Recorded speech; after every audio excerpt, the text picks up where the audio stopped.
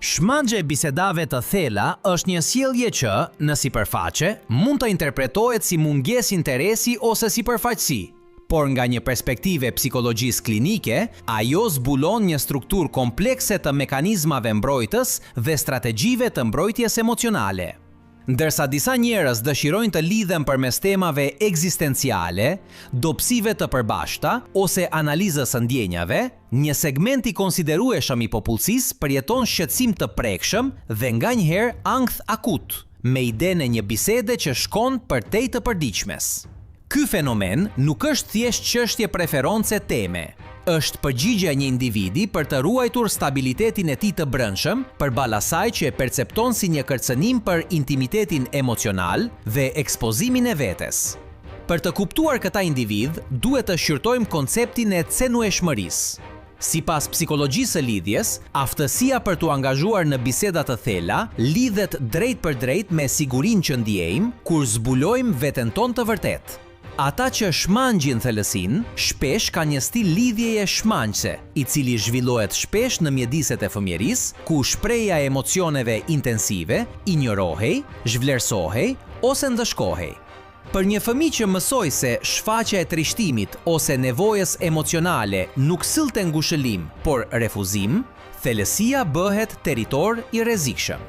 Në moshë madhore, ky individ e shoqëron diskutimin e temave të thella me humbjen e kontrollit dhe mundësinë e lëndimit, kështu që preferon t'i mbajë ndërveprimet në nivelin e sigurt të fakteve, humorit ose shkëmbimit të informacionit teknik.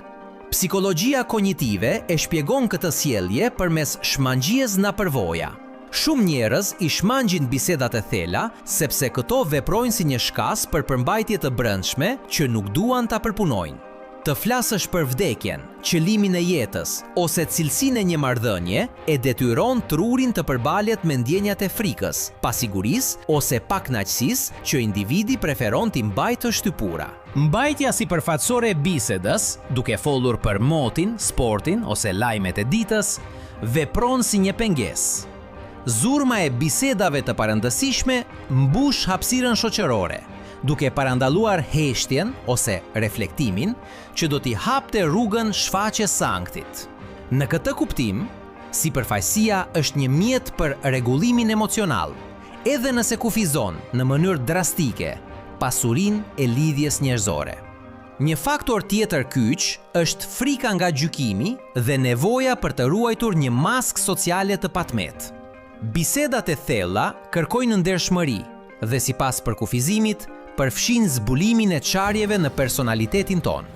Njerëzit me nivele të larta ankthi social ose vetvlerësim të brisht, perceptojnë se nëse u lejojnë të tjerëve të shohin se çfarë fshihet në sipërfaqe, do të refuzohen ose do të konsiderohen të papërshtatshëm. Kontrolli mbi temën e bisedës është kontroll mbi imazhin e vetvetes. Duke shmangur thellësinë, individi siguron që askush të mos mund t'i gjejë dobësitë e tij, duke ruajtur një fasadë kompetence dhe stabiliteti që ofron një ndjenjë të re me sigurie. Nga një perspektivë neurobiologjike, intimiteti dhe hapja emocionale e nevojshme për biseda të thella aktivizojnë sistemin e besimit të ndërmjetësuar nga oksitocina, por tek njerëzit që i shmangin këto ndërveprime, sinjali dominues vjen nga amigdala. Truri e percepton pyetjen introspektive si një pushtim të territorit privat, duke shkaktuar një përgjigje delikate ndaj stresit. Trupi mund të reagojë me tension muskulor, me shmangjje shikimi, ose me një nxitje për të ndryshuar temën, ose për t'u larguar nga dhoma. Ky reagim fiziologjik pengon mendimin reflektues, pasi gjaku tërhiqet nga korteksi prefrontal për të përcaktuar përparësitë në zonat që lidhen me mbijetesën. Gjë që shpjegon pse shumë prej këtyre njerëzve thjesht thonë se nuk dinë çfarë të thonë ose se nuk kanë mendim për çështje komplekse. Mungesa e aftësive të shkrim leksimit emocional është një tjetër shkak i zakonshëm. Jo të gjithë ata që shmangin thellësinë e bëjnë këtë nga frika. Shumë thjesht nuk dinë si ta përdorin atë gjuhë. Nëse një individ nuk është trajnuar për të identifikuar, emërtuar dhe shprehur gjendjet e tij të brendshme, një bisedë thellë ndihet si të përpiqesh të lehtësosh një libër në një gjuhë që nuk e njeh. Ky kufizim gjeneron frustrim që përkthehet në mungesë interesi. Ata preferojnë tema konkrete sepse ndihen kompetent në to. Abstraksioni dhe emocionaliteti duken kaotike dhe u mungon përdorimi praktik, duke i bërë ata ta etiketojnë thellësinë si banale, të panevojshme ose thjesht të mërzitshme, duke mbrojtur kështu egon e tyre nga ndjenja e pamjaftueshmërisë komunikuese. Në marrëdhëniet romantike, kjo shmangje shpesh krijon një dinamik të njohur si ndjekës dhe distancues. Ndërsa njëri partner kërkon lidhje të thellë për t'u ndier i sigurt dhe i dashur, shmangësia interpreton këtë si një kërkesë ose kritik të madhe. Për shmangësinë, biseda e thellë ndihet si një marrje në pyetje ose një kurth ku ata gjithmonë do të humbasin. Kjo asimetri emocionale është një nga burimet më të mëdha të konfliktit, pasi atë që një person e sheh si intimitet, tjetri e sheh si shkelje të autonomisë së tij. Shmangësi përdor heshtjen ose thjeshtësinë si një mënyrë për të ruajtur distancën e nevojshme për të shmangur ndjenjen e mbytjes nga nevoja e tjetrit. Kultura bashkohore gjithashtu nxit këtë psikologji sipërfaqësore. Ne jetojmë në epokën e menjëhershme dhe të imazhit, ku shkurtësia dhe ndikimi i shpejt shpërblehen. Mediat sociale i kanë stërvitur mendjet tona të konsumojnë mikrodoza informacioni, duke zvogëlluar aftësinë tonë për të ruajtur vëmendje në tema të gjata dhe komplekse. Shumë njerëz i shmangin bisedat e thella sepse hapësira e tyre e vëmendjes është gërryer. Thellësia kërkon kohë, durim dhe aftësinë për të toleruar shqetësimin e mospasjes së një përgjigjeje të menjëhershme, cilësi që bie ndesh drejt për drejt me mentalitetin e shpejtë të konsumatorit të sotëm. Është e rëndësishme të theksohet se shmangja e thellësisë nuk është gjithmonë e plotë, shpesh është selektive. Disa njerëz janë të aftë të flasin thellësisht për tema shkencore ose politike, por ata mbyllen plotësisht kur tema bëhet personale. Kjo ndodh sepse thellësia intelektuale ndihet e sigurt pikërisht sepse është e shkëputur nga vetja emocionale. Individi mund ta përdorë intelektin e tij si mburoj, duke analizuar botën e jashtme me shumë detaje, për të shmangur nevojën për të analizuar botën e tij të brendshme. Ky intelektualizim është një mekanizëm mbrojtës shumë i zakonshëm tek njerëzit me arsinë të lartë, të cilët, pavarësisht shkëlqimit të tyre, vuajnë nga një analfabetizëm i thellë emocional, që i pengon ata të lidhen vërtet me të tjerët. Si përfundim, psikologjia e atyre që shmangin bisedat e thella është një histori vetëm mbrojtëse. Pas çdo ndryshimi teme, çdo shakaje në kohën e gabuar, ose çdo përgjigjeje të shkurtër, fshihet një qenje njerëzore që përpiqet të ruajë ekuilibrin e saj në një botë që e percepton si emocionalisht kërkuese. Pjekuria e vërtet për këta individ nuk qëndron në deturimin e vetes për të folur për ndjenjat, por në fillimin e njohjes së frikërave që i mbajnë në sipërfaqe. Në fund të fundit, thellësia nuk është një detyrim shoqëror, por një portë drejt një jete më të pasur dhe më të lidhur. Të mësosh të kalosh atë prag kërkon sigurinë e të diturit se cenueshmëria nuk është dobësi, por prova më e madhe e forcës.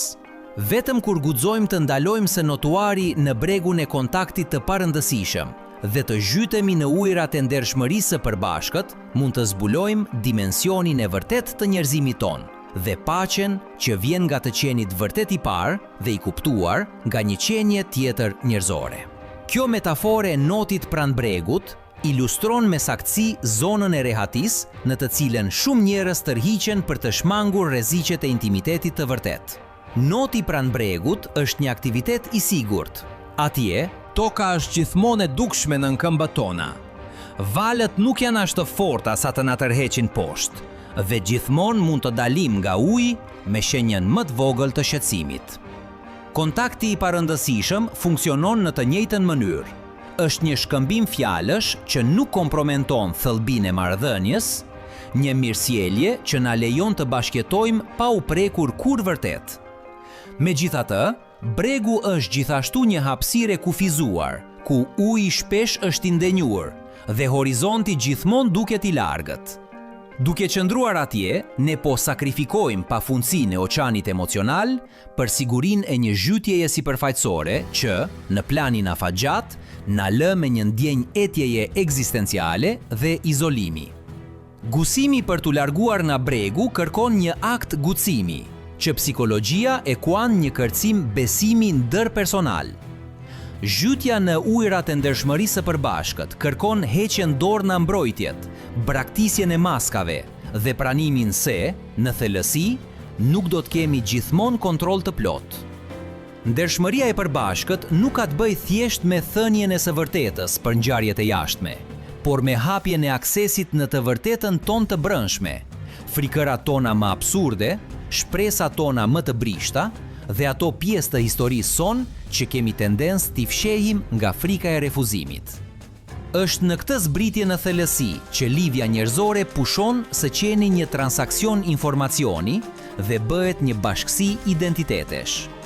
Në ato ujëra, presioni i shikimit të tjerëve transformohet në përqafimin e mirëkuptimit, duke lejuar që barat që mbajmë në vetmi të bëhen më të lehta, ndërsa pranohen nga një tjetër.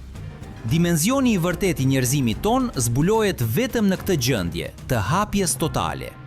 Ne jemi qenie shoqërore, jo vetëm sepse kemi nevojë të jetojmë në grupe, por sepse psikika jon ka nevojë për reflektimin e të tjerëve për t'u integruar plotësisht.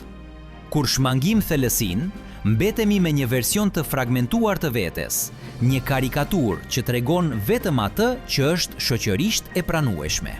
Duke u zhytur në të, zbulojmë se vështirësitë tona janë universale dhe se hijet tona, larg nga distancimi ynë nga të tjerët, janë urat që na lidhin me njerëzimin e atyre përreth nesh.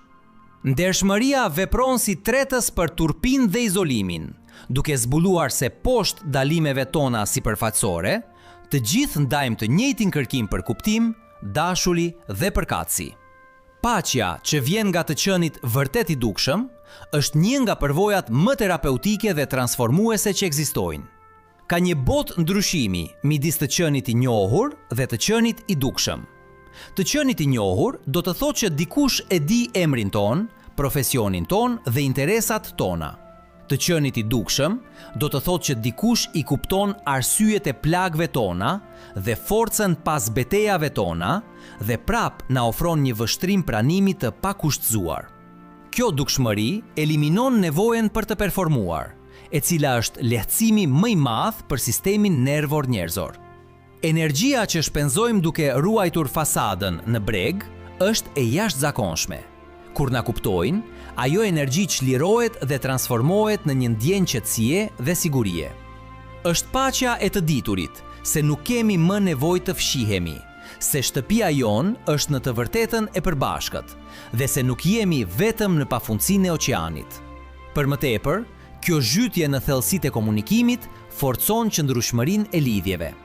Marrëdhëniet që ekzistojnë vetëm në sipërfaqe prishen lehtësisht nga stuhit e jetës, sepse u mungojnë rrënjët e thella për t'i mbështetur ato. Në të kundërt, lidhjet e krijuara përmes ndershmërisë së përbashkët janë në gjendje t'i përballojnë krizat më të mprehta, pasi të dy partnerët kanë mësuar të lundrojnë në thellësi së bashku. Mirëkuptimi i ndërsjell vepron si një spirancë, duke ruajtur stabilitetin kur rrethanat e jashtme bëhen kaotike. Duke qenë të parë në qenueshmërinë tonë, nuk kemi më frikë se tjetri do të na braktisë me gabimin e parë ose shenjën e parë të dobësisë, duke krijuar një mjedis sigurie psikologjike që lejon rritje të ndërsjell. Të mësosh të zhytesh në vetvete është një proces gradual i çmësimit të frikës. Kjo do të thotë të pranosh se dhimbja e mundshme e refuzimit është një çmim i vogël për t'u paguar për mundësinë e lidhjes së vërtetë. Qenia njerëzore që guson të shihet është një qenie njerëzore që ka rimar fuqinë e saj, duke mos u varur më nga miratimi masiv i atyre që shohin vetëm sipërfaqen e saj, por nga lidhja e thellë me ata që i njohin thellësitë e saj. Ky është themeli një psikologjie gjithëpërfshirëse dhe humane, ku vlera një personi nuk qëndron në aftësinë e saj për të argëtuar ose për t'u përshtatur në modele të paracaktuara, por në gatishmërinë e saj për të qenë e ndershme dhe e prekshme. Bregu do të jetë gjithmonë aty, gati për të na pritur nëse kemi nevojë për një pushim, por jeta e vërtet, lloj që lë një gjurmë të pashlyeshme në shpirt, ndodh larg në det të hapur, ku heshtja është elokuente dhe e vërteta është i vetmi oksigjen që na duhet për të marrë frym plotësisht. Pëlqejeni, abonohuni dhe shpërndajeni. Shihemi herën tjetër.